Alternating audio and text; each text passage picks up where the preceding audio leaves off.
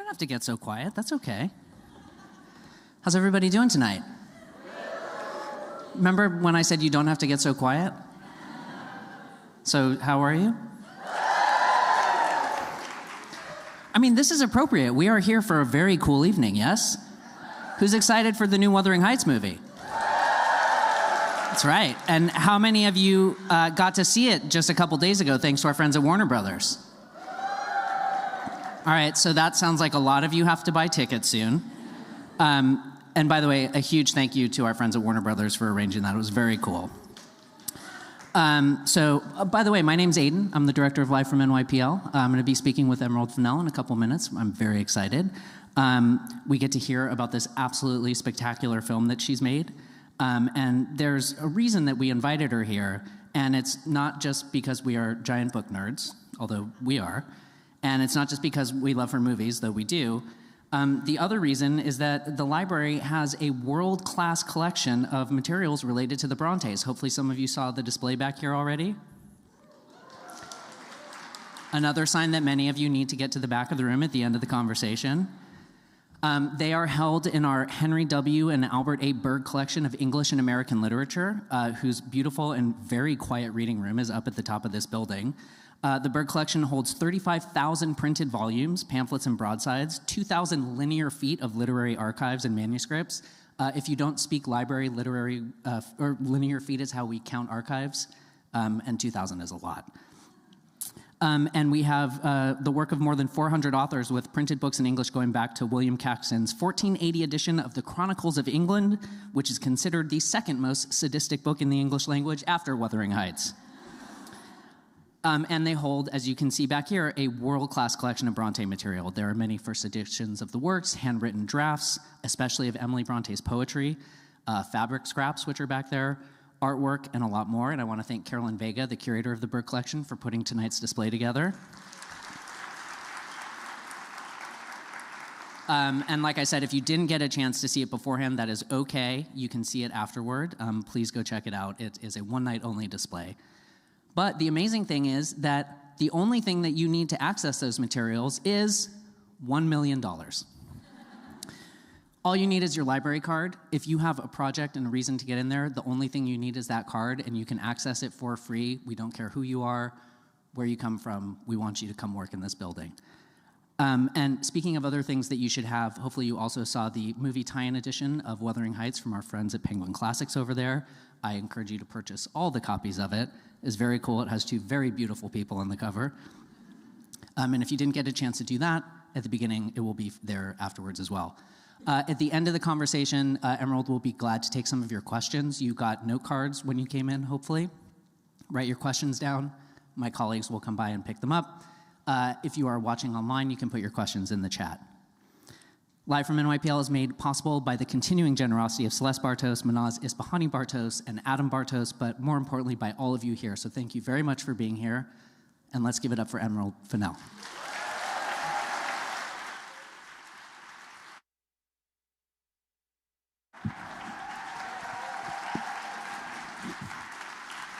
Thank you.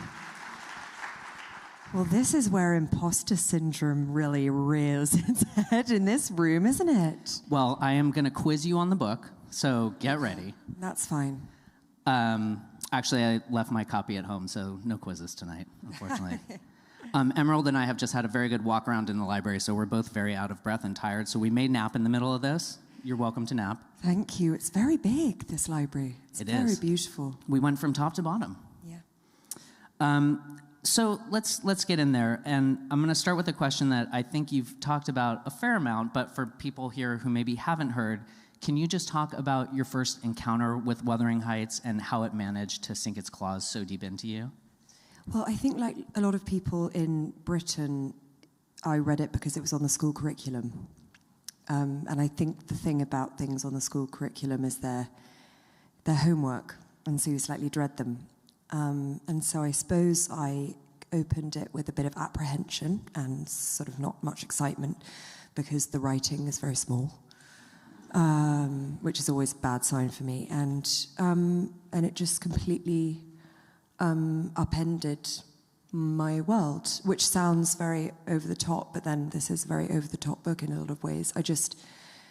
I had that feeling that you have sometimes when you see a painting or you watch a movie or you read a poem and you just feel you completely understand, or it speaks to you in a way that feels so personal. And it was also, it's probably one of the first books I read that was really troubling. And so that had a huge effect on me, I think, too. But it's magic. And no matter how many times I read it, it's still, a profound and sort of, destabilizing experience. And how old were you when you first read it? I think 14. Wow. Yeah. By the way, homework is the reason I still haven't read Jane Eyre, because... Interesting. But Jane Eyre's a great read. Sorry, I don't need to tell you work at the library, but because Wuthering Heights is hard. It's hardcore. I don't know if people will agree, but I feel like there are Bronte fans, which I am one, massive one, but then there are Emily fans. And Emily fans are just, we're a little bit crazy, maybe. But Jane Eyre is a perfect novel. It's just gripping, and it's only got, it's just wonderful. And it's great. Yeah, you should read Jane Eyre. All right. So one of the things that I thought was really interesting about the book is that even from its first reviews, people were talking about this strange power that it had. And I think strange power is a pretty good way to describe it. And I think that your movie has a similar kind of strange power in the best way. And so, did you feel strange power? Were there strange power vibes on set? Did that worm its way into your experience of making it? Oh, wow. I think certainly I feel the strange power of the book, and I think lots of people do. It's a kind of psychic event, somehow, reading Wuthering Heights. That should have been a pull quote when the book came out. Instead of what it was, which was, "This is filth, nobody should read this." Right, and the author should kill themselves. Yes, and genuinely, the author should kill themselves was one of the reviews, which, I've been there, babe. Although they said it in a very... But I think what I find so fascinating always whenever I look in, when I was kind of researching the movie and looking and rereading all of those responses, is what's so fascinating about them is how angry they are.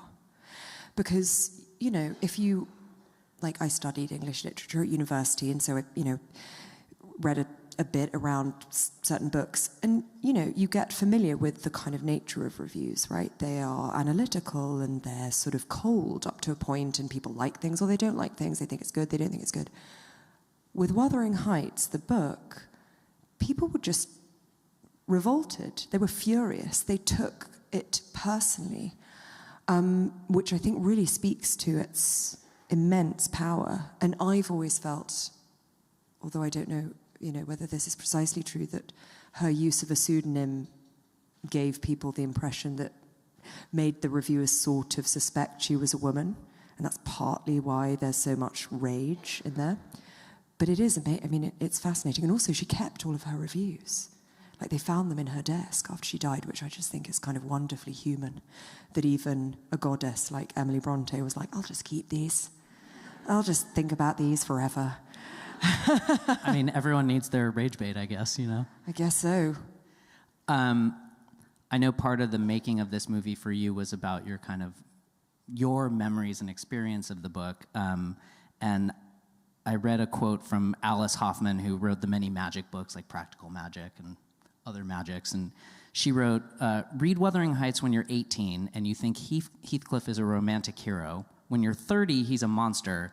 At 50, you see he's just human," which I think, disagree or not with her characterization of Heathcliff, I'm not sure if I see him as human ever, but I think it does speak to how this book or any book changes over time as you read it. So I'm just curious about your experiences over the years, reading it and how that kind of fed into the making of the film. That's such a brilliant description. I don't know that I think that I've always had a kind of feeling of it's it's familiar and unfamiliar, maybe rather than, I suppose the thing for me about the book that I love so much is how it refuses to take a moral position on anything. And so therefore it kind of invites you to not. So it's never whether, I mean, I would say that for me, everyone in this book is monstrous. I agree. Even Lockwood is sort of hopeless in his way and kind of incompetent, and it's, like all great narrators of these kinds of books, he's sort of unable to actually communicate the vastness of the story that he's stumbled upon, and then Nellie obviously is kind of a fascinating character, and there is no good or bad in this book, I think. I mean, there's a lot of bad, sure, but there's a lot of grace too, and there's a lot of humanity.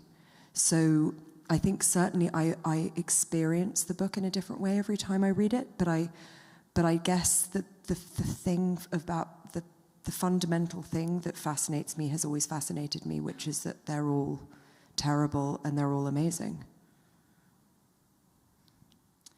Yeah, I haven't really thought about how she really doesn't, I mean, she invites your judgment, but she's not really leading you. But do you think she does? Maybe, yeah, well, I was filled with judgment, so I just assumed she was leading me to it, but... Because I don't think she's didactic. Like, when you read Austen and when you read Charles Dickens, these are two, extremely didactic writers. I don't think Emily Bronte... I mean, even Charlotte is quite didactic. I don't think Emily is at all. I think she's quite spare, and she's quite... I think she's a little bit like Milton. What did they say about Paradise Lost? I think it was Jonathan Swift. I'm sorry in the library to get this wrong if I do, but he was of the devil's party without knowing it. I think there's a lot of that in Emily Bronte. She extends grace and forgiveness to the people that maybe other people wouldn't. Fascinating. Milton described women's minds as the organs of their fancy, which I always... Aww. He got it. This is a perfect segue, because since we're talking about books and reading and we're in a library, I love to find out what kind of reader people are. Tell me about your reading habits. Do you have a time of day, a particular place? Are you reading one book devotedly, or 7 books at once? Well, I'm a one at a timer. I'm a monogamous reader. For now, we don't know. But I also have 2 small children, so I've found that my reading life has been kind of... Look, and I don't want to blame my children, but it's been adversely impacted. And that has had an enormous impact on my life, actually. I think I'm only just realizing now how important reading is for me as just a part of the fabric of my life and my safety and comfort and all of those things. So, but generally speaking, I was and am still to some degree an insomniac when I was a child. So I didn't sleep. And so as soon as I learned to read, I just read all night.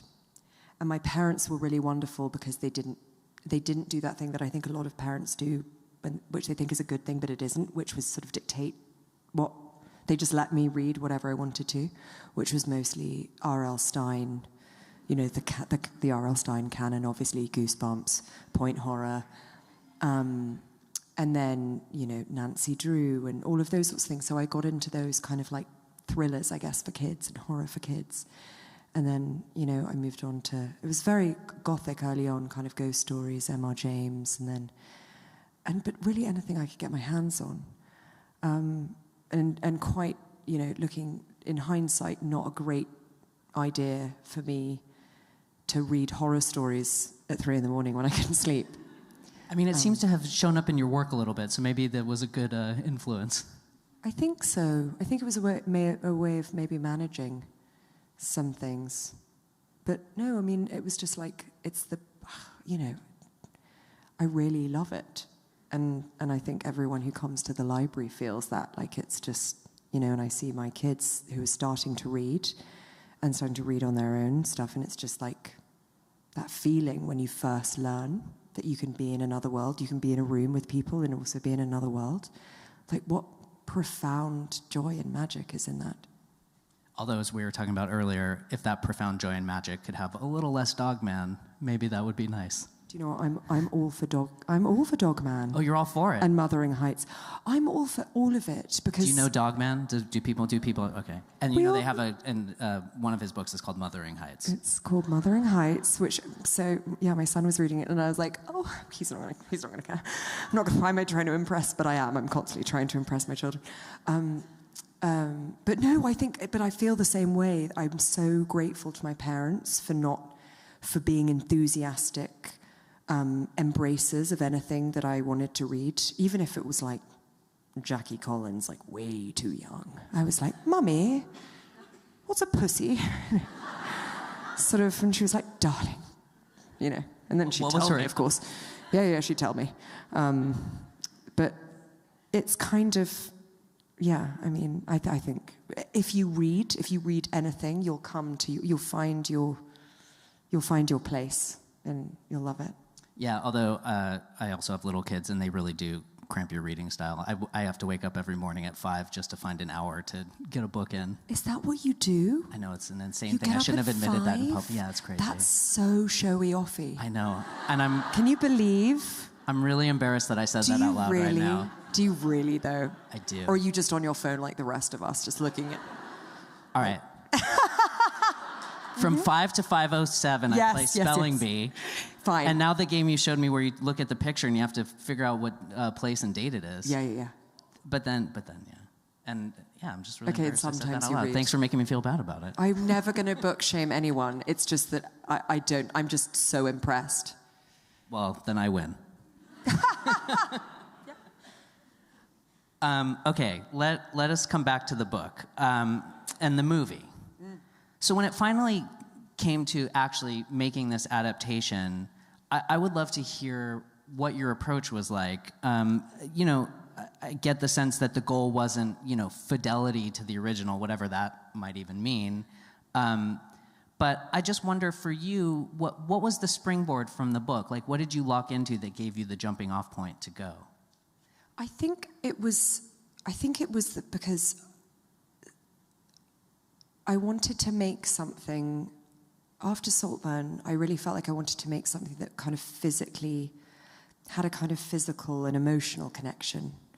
Because that's, the things that I love, and that's, and I suppose that was something that I felt that I wanted to do, and I just kept going back to that first feeling that I had, which was that first feeling of reading this book.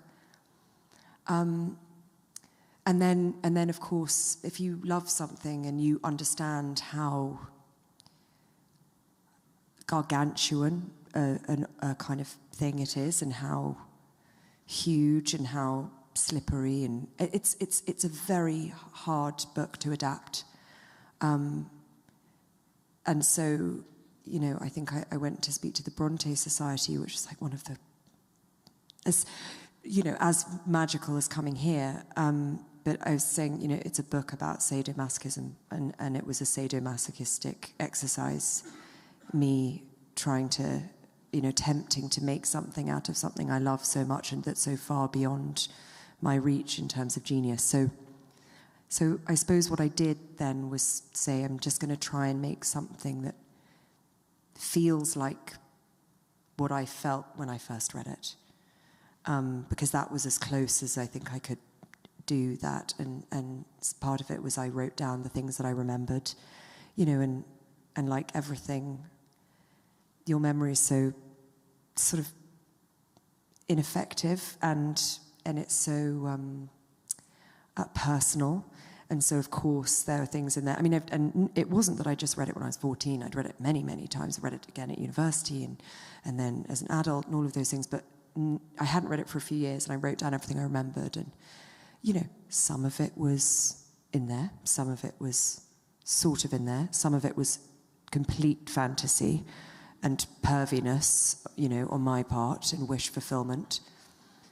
And some of it was the effect of Kate Bush's song, or the covers that I grew up with, or, the other movies, or Heathcliff the musical starring Cliff Richard. You imbibe and absorb this when something's such a huge cultural thing, especially as it is in England. It's so much part of the fabric of our literature and our landscape.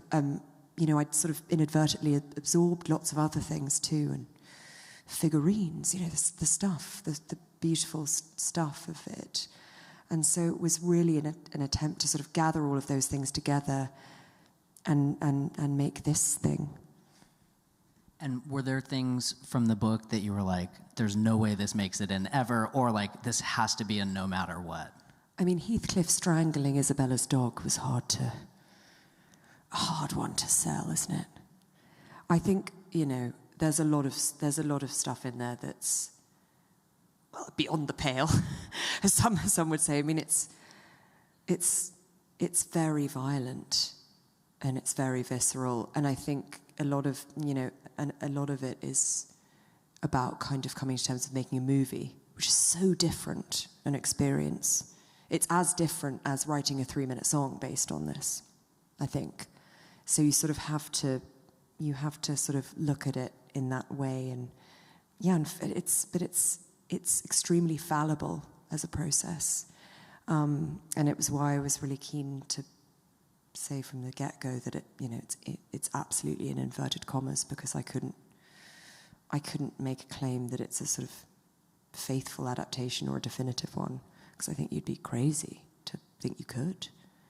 I mean, it'd be really long too. It'd be like a 7-hour movie, probably. Well, it would be long, and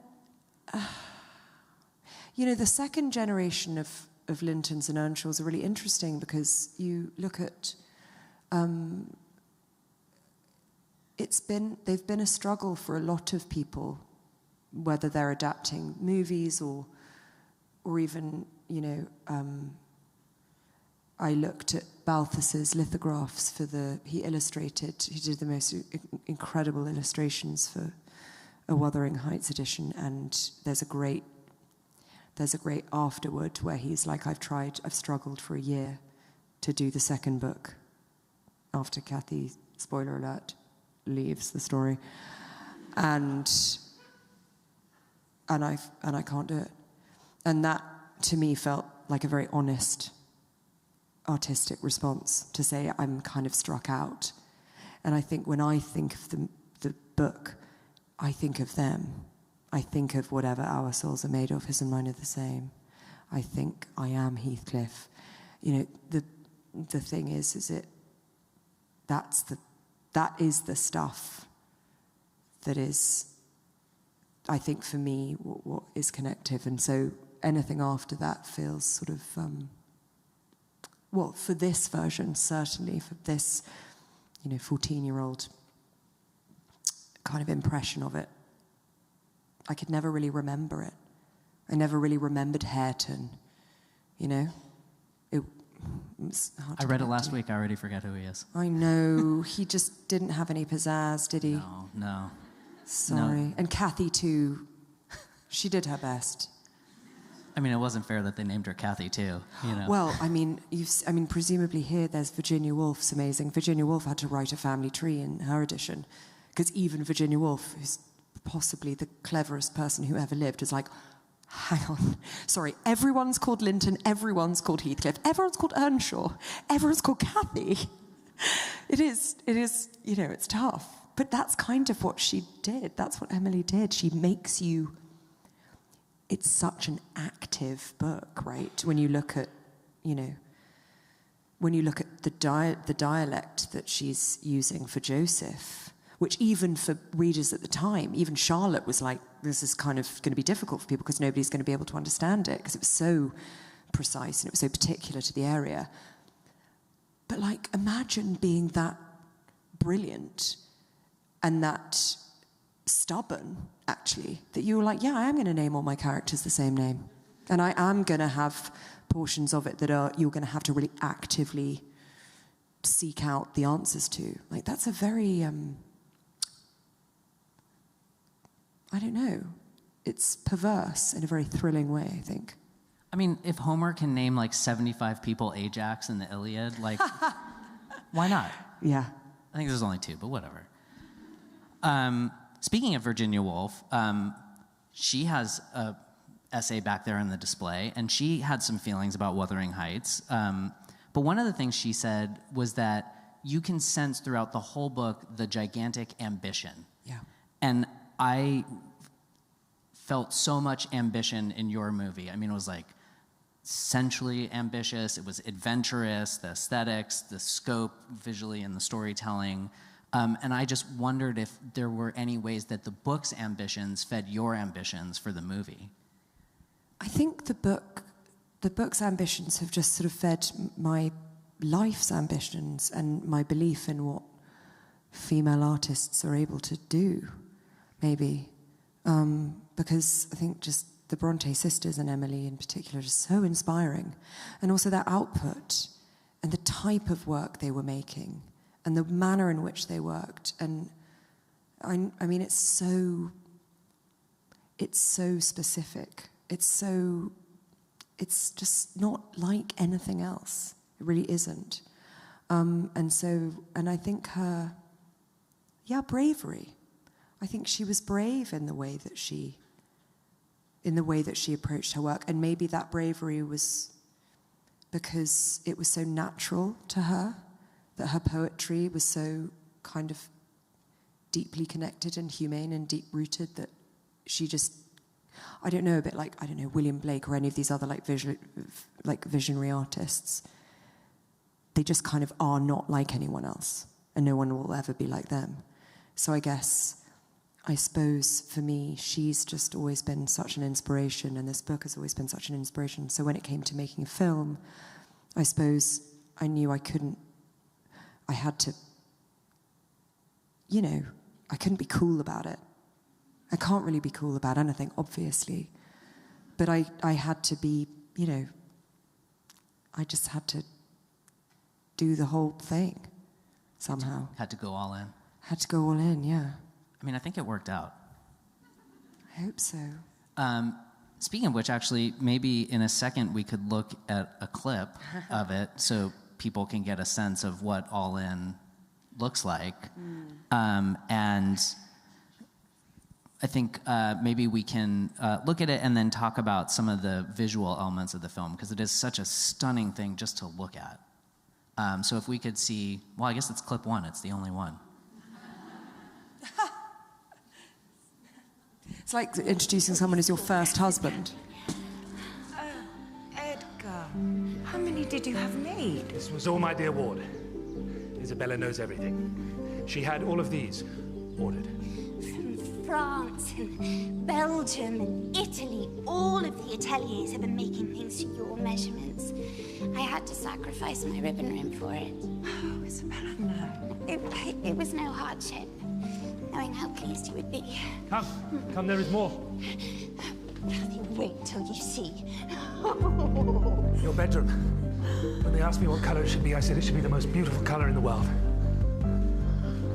The color of my wife's sweet face. Here, look. The freckle from your cheek.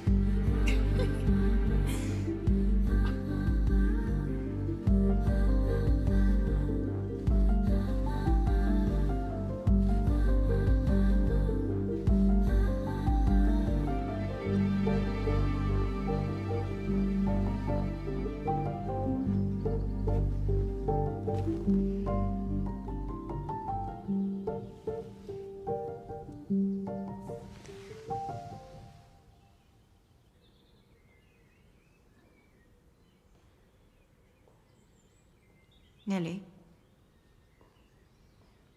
Nellie? Nellie?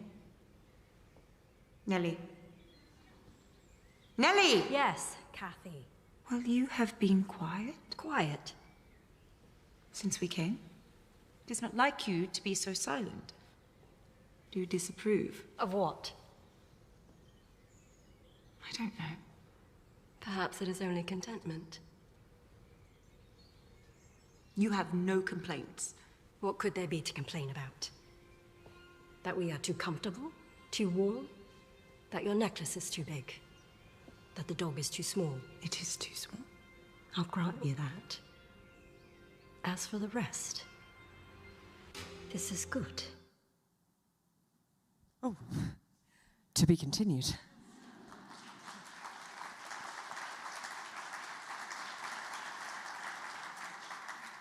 I mean, look, it's just the obvious you know, when you think of this book. Yeah, a Hans fireplace. Yeah, you think of a Hans fireplace, yeah. I never knew that I would have the words skin wallpaper in my vocabulary. Well, actually, to be precise, it's paneling.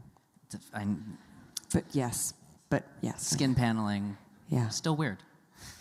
Well, you know, love is strange. Totally is. So, okay, a couple questions about visuals. Someone who is doing the lights tonight was talking about how a lot of movies are like very bright now, and there's like a sort of lack of depth, but you go really deep on shadows and light in a very beautiful way. You see it in that when they're walking down that red hallway. So can you talk about your choices for that kind of look? Well, I think, I mean, so much of the discussion when you're making, you know, the Gothic is overwrought and it is emotional and it is, you know, it's felt as much as understood. And so when we, you know, thinking about making this and thinking about the kind of idea of pathetic fallacy that is so much a part of the book, it's trying a way of making that extend to everything, whether it's, you know, hair and makeup, to the fabrics that we used, to the set design and the camera moves, and you know, and all of that stuff. So I like to, you know, I've been really, really lucky to work with Lena Sandgren, who's the amazing cinematographer on this, and who worked on Saltburn too, and Susie Davis, the production designer, who it's my second time working with her as well. You know, so the kind of conversations that we had were emotional ones. What does something make us feel? What's a kind of literal embodiment of the feeling of, you know, becoming a wife to a man who adores you sort of too much, and someone who, you know, for whom you're sort of part of a collection to some degree.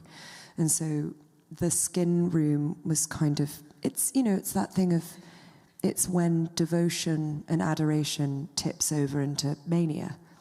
And that's sort of the world of Wuthering Heights, I think. And so those are always those sort of conversations. And then you have the pleasure of the kind of reality of it, which is how do you make a room that at first glance just looks like a lovely pink room? And then when you get closer, you realize it's, you know, made of skin, and it's got veins and freckles, and it's, you know, the way that Susie is just so genius. It's that some of the panels, because they're padded and they have a kind of latex overlay, and it's Margot's actual skin, you know, it's how she sent us all her veins and freckles. Because I can text her in the middle of the night and say, can I have pictures of your veins and freckles? And she's like, yeah. And, you know, and so then, but what you're able to do is some of the panels squelch out a little more than others, because we were looking at corsetry and what that does when you pull it tight. You know, and some of the freckles have hairs coming out of them, and the walls are latex, so they have that feeling of flesh, and so they make a certain noise when Kathy leans against the wall, and later in the movie they're able to sweat, and yeah, sort of leeches are able to kind of climb onto them, get lost, you know. But it's the joy of working with people who want to build a world, and to build a world like this, that's this expressionistic. It needs to be real. It can't be a CGI world. It has to be tactile. And so that's always such an important thing, is that it has to be physically real to be kind of emotionally resonant. Well, it certainly feels like you were using the word about the book earlier, like incredibly visceral, you know, like you can sort of feel like you're making up against the skin panels and hearing it squeak, and, you know. It's great, isn't it? And the hair, you know, all of the trimmings in that room are blonde hair plaited. Wow. You know, but it's just... How did she feel when she actually saw the skin panels in person? Was it... Oh, it was great. It was wonderful. You know, and it was wonderful because the number of people, the number of, like, craftspeople who have to be unbelievably gifted and brilliant to make something like that and to build it in no time at all, you know. We had 3 months to build 3 huge composite sets with a living garden and outside and inside, you know, just like amazing, amazing stuff. And every single person, you know, makes that thing. And so when Margot came in, yeah, I think she loves movies, you know. She loves movies, and so she was just like awed, like all of us. It's every day it's really moving, because it's not just you making a movie, it's hundreds of people. And I really feel that whenever I watch this, like I feel all of those people very much in it. Yeah, you do get the sense that there is like a lot of genius in a lot of corners of that film, which makes it very delightful to watch, I have to tell you. Yeah, they're all incredible. So, and there seem to be a lot of visual cues, like there's a lot of what seemed like Alice in Wonderland, seems like a lot of Satan, definitely a lot of bondage. How much of that, were those all deliberate choices? Did I make any of those up? No, I mean, I think the thing is about making something like this is there can't be any undeliberate choices. It's not like you accidentally build a skin room. Fair point. But I think that what I like to do is this huge amount of insane preparation in order to blow it all up if you need to. Because you also have to have this element, I think, of surprise always, and it has to be alive. And a lot of that's to do with, you know, letting the performers, kind of building these worlds so that they can kind of inhabit them. But no, I mean, again, it's the thing that I find so wonderful about making a movie is, you know, you can acknowledge the suspension of disbelief. You can, you know, the movies that I find most moving when I think of like A Matter of Life and Death by Powell and Pressburger, you know, there are so many movies that you don't necessarily have to be literal to understand them. Or, you know, even David Lynch, and looking at how he sort of communicates in this sort of very dreamlike, subconscious, visual way. You know, and so then when you're looking to make a film like this, you can't pretend that people, you know, don't have a prior relationship to other movies, or, you know, to Charlie XCX who made the score, or to, you know, Margot. It's kind of really started, I guess, with Promising Young Woman, and sort of acknowledging that those people they bring their own life and their own references to something, and you sort of, up to a point, need to engage with that, I think. Speaking of Charlie XCX, how did that happen? I mean, it's still kind of incredible to me. But I sent her the script, and I said, if you feel something, call me. If this makes you feel something and you want to talk about it, call me. Because I knew that I wanted Anthony Willis, who's the composer, who I've worked with on all my films, is incredible. But in all my films, I've used music as, you know, score. And I knew that in the same way that I wanted this to feel like a specific visual world, it needed to also kind of have a specific musical language as well. And so, and the thing about Charlie that I think is so interesting is that she's not just like a prodigiously gifted writer and composer, which she is, but I think the reason that Brat and a lot of her other albums, but I suppose most recently Brat, really connected with people is that she understood that we needed something. We needed to dance, we needed to connect, we needed to kind of go crazy in some way, and that's real witchcraft. It's, you know, to make a beautiful album is one thing, but to make an album that gives people an experience is something else. And so I sent this to her, and I was very, very lucky because she called me immediately, even though she was in the middle of the tour and she's the busiest woman in the world. She read it and she called me immediately and she said, "What do you want?" And I said, I don't know, I think a song. And she said, "Well, what about an album?" And, you know. You were like, no. I was like, back off. No, I was just like, of course, I would, that's perfect, because, you know, you're just looking for so much of this process is about finding people that kind of connect to it. And lots of people don't, of course. And you have to always be like really generous and like understanding of the people that don't, because that's part of, that's part of making any kind of endeavor, really, is that it's, you sort of find the people. And yeah, I mean, she's just done, well, the album hasn't come out yet. It comes out on the 13th, so it comes out this week, and it's so good. The songs that are out there are great. Oh my God, the songs that are out there are amazing, Yeah. but like, she just made my favorite album. And so that was, I'm still like creepy about it. I mean, I think she probably also owes you some royalties for it eventually when it sells well, because it wouldn't have happened without you. She absolutely does not. She does not, never. I tried, So we're going to get to audience questions in a few minutes, but I had the great delight of going back and watching all three of your films this past week. A lot of fluids. Hey.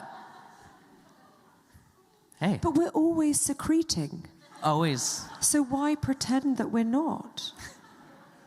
I think that's what Alec Baldwin says in Glengarry Glen Ross, right? Always be secreting. That's it, yeah, A, B, C. Right. Although always be concreting. I can't Always spell. be concreting, yeah. Yeah. Yeah. But, one thing that I think jumps out pretty obviously is you seem to be very interested in obsession. Pretty much everyone in all these films has obsessions, and certainly the main characters. And I just wondered if you have a sense of why that recurs for you. I really don't. And I wish I could. I mean, look, should we make it up? Yes. It's because of my first, no. I think the thing is that I'm very admiring of people who can think thematically and could understand the connections between the things that they do. But I think, I'm not sure, I think there are lots of things like I've noticed in my work. So there's always a bad birthday, for example. It's like, what happened? I've always had like perfectly fine birthdays, but I realized making this movie was like, oh no, there's another bad birthday. And so you find you have these little things, and maybe everyone does. I suppose the thing about obsession, and it's kind of the root of the Gothic, isn't it? It's maybe not obsession precisely, but it's something else, I think, maybe for me, which is something happened,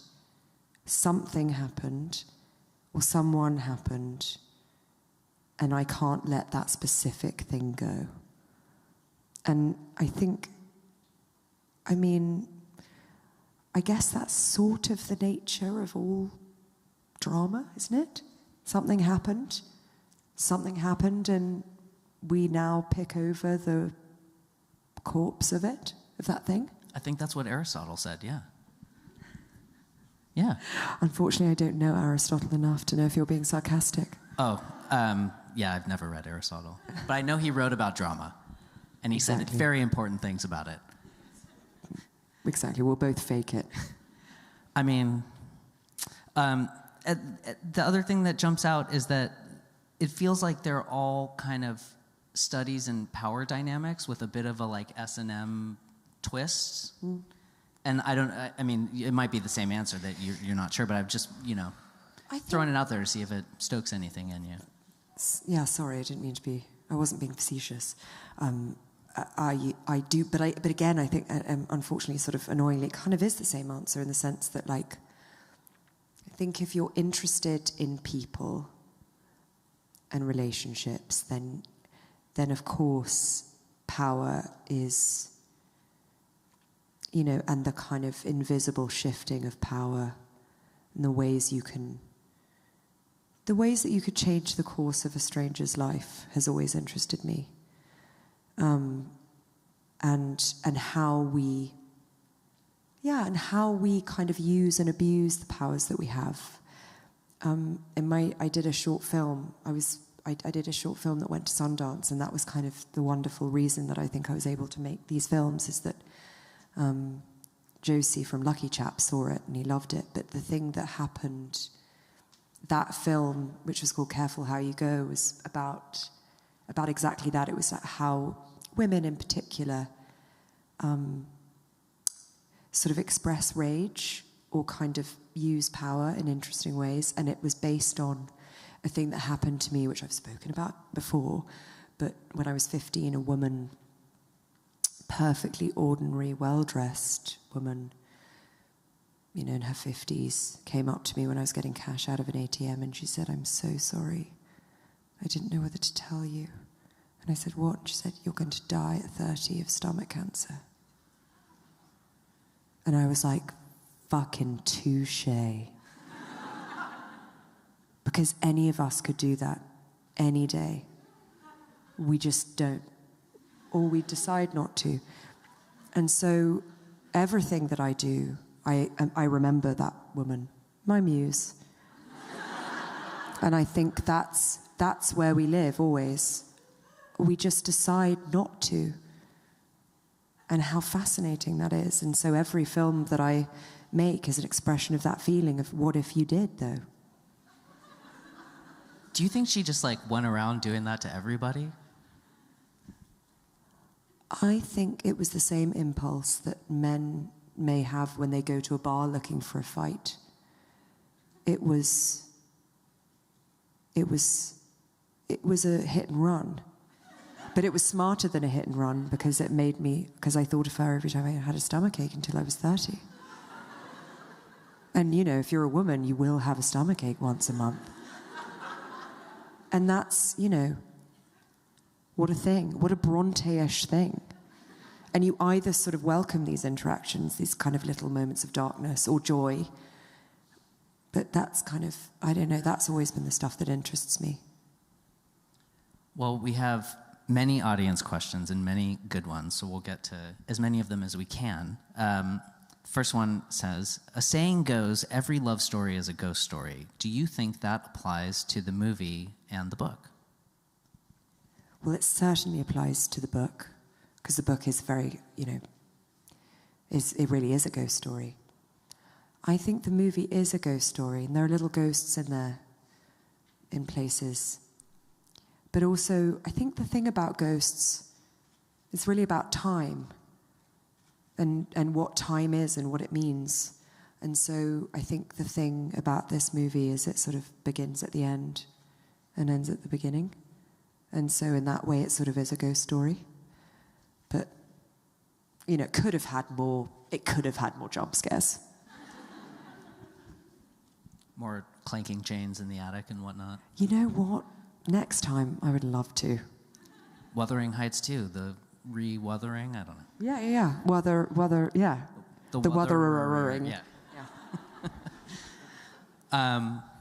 Oh, yeah, this is a good one. I'd love to hear more about your use of the, quote, viscerally grotesque in the movie. Many scenes involved slime, egg whites, gelatin, and other, quote, gross materials. Oh, yes. Question mark. Yes. Well, it's a tough one, isn't it? Because I think the thing is it's also about, like, making a sensory experience. And I like, the thing that I love about films more than anything else is that you have to be in a room with strangers and you have to feel things, and you can feel things physically. And I love horror movies, and I love comedies, and I love action movies because I like anything that, makes you physically respond to it. And as a filmmaker, I like sitting in a room and feeling the laughter or the gasps or the squirming or the sobbing, whatever that thing is. I want it to be a physical, visceral experience. And so, I think that it's also like about sensuality. What does egg white feel like? It's about kind of making connections between these things that we are all familiar with. It's like, what does wet dough being slapped feel like? What is, the underside of a snail squirting? I don't know. It's a kind of sensory experience making a movie, and so I love all that stuff. how did you engage with previous adaptations? Did you treat them as research, and do you have any favorites? Yeah, I mean, I think I tried to, well, I did rewatch. I'd already watched, I think, all of the adaptations, and then I rewatched them partly because I was afraid that I'd inadvertently, absorbed something that then, because there's always that terror that you're like, oh, I'm a genius. Oh, it's because Laurence Olivier did it first. And so, but I think kind of the first and the last, I would say that the Laurence Olivier version is devastating. It's also a beautiful adaptation. The script, it's funny, I think, if you kind of look online at the sort of quotes from Emily Bronte, a lot of them actually are quotes from that movie, because it's such a brilliant adaptation.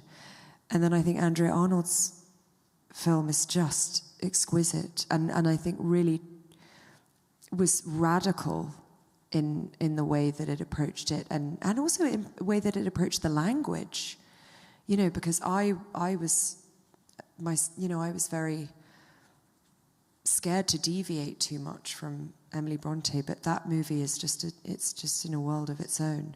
But that's what is so kind of amazing, I think, about the story, is that it's sort of, there's so much in there.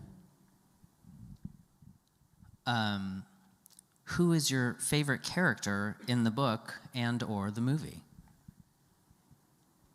Imagine if my favorite character in the book was like Hindley and I just didn't put him in the movie. It's the baby that gets thrown down the staircase. It's Lockwood. Haha. Poor Lockwood. I mean, it's Kathy. Because, if you're somebody who loves a crazy alpha, she's the craziest alpha. It's so interesting when you kind of, I think a lot of the discussion about Kathy is sort of that talks about the wildness, and I think the wildness is often kind of, maybe people think about the running around on the moors and that sort of stuff, but it's not really that. It is that partly, but it's that she's emotionally untethered. She's so cruel. She's a sadist, she's spoiled, she's vicious, she enjoys hurting people, she's just so many bad things, and yet I love her. I love her. And it's the same with all of these characters. It's just like, if you can do that, that's such a kind of a sleight of hand for a writer to be able to do that. And so, but I also love Estella in Great Expectations, because I sort of wish I could be, I don't know, that sort of, I don't know what they are. Scary. So we like the sadists, the lovable sadists. Yeah. I like it. This person, I'm going to maybe elaborate a little bit on this question, but and it comes back to Charlie XCX and what it was like working with her on the film and how the process went. Like, was there back and forth, or was she just like, here's this genius, there you go? Well, it kind of was that in a way. I think, so what the process was, which was so wonderful, was that she would send me kind of ideas, I guess, on WhatsApp. So I would get these beautiful like soundscapes, and the way that she works, she does kind of sort of lyrics that aren't lyrics, they're kind of sounds, but they have this like amazing emotional resonance. And so she just sent me these like beautiful things. And it was so extraordinary. I remember when I got the first, she sent like 4 over when we were in prep, before anything had even been built.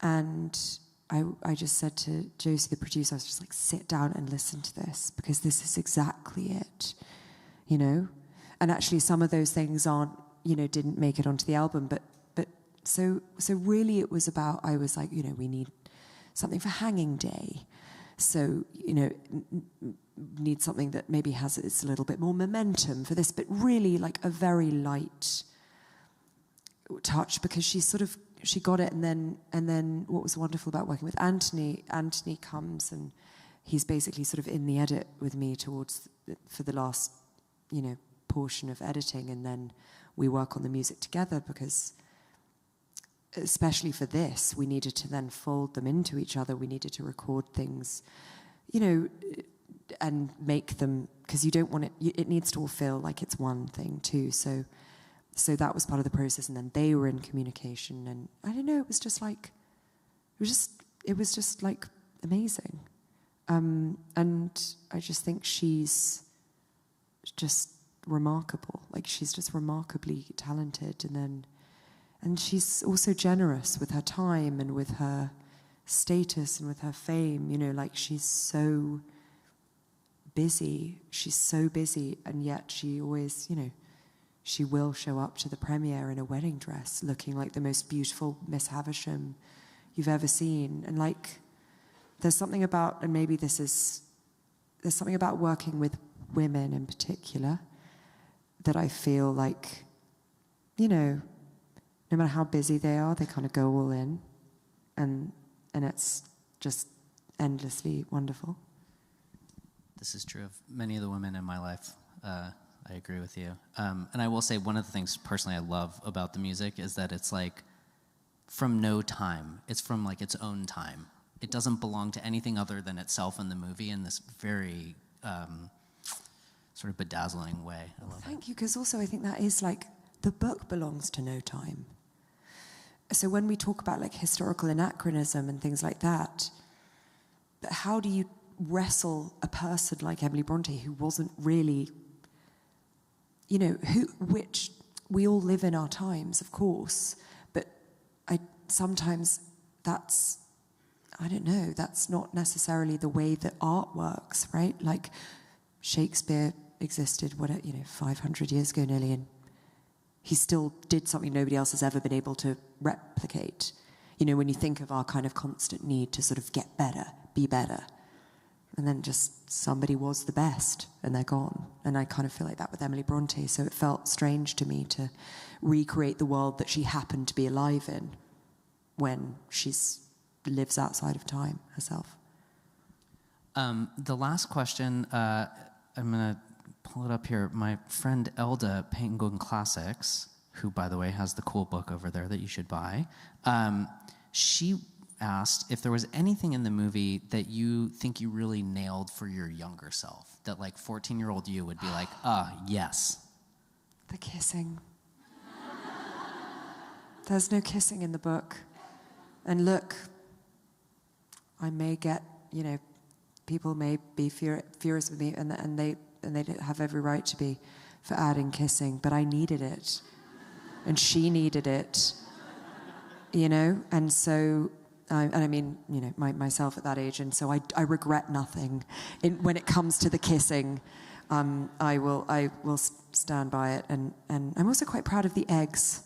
I don't know if anyone who's seen it, I was like, it's almost all Emily Bronte, but then the eggs were me. And I'm always a little bit pleased when there's a little silly thing that's mine in there. But yeah. Well, on that note, Emerald, thank you very much for being here. Congratulations on this film. Thank you. Thank you to all of you. Thank you very much. Don't forget the display. Don't forget to buy books. And come back again. Thank you. Thank you.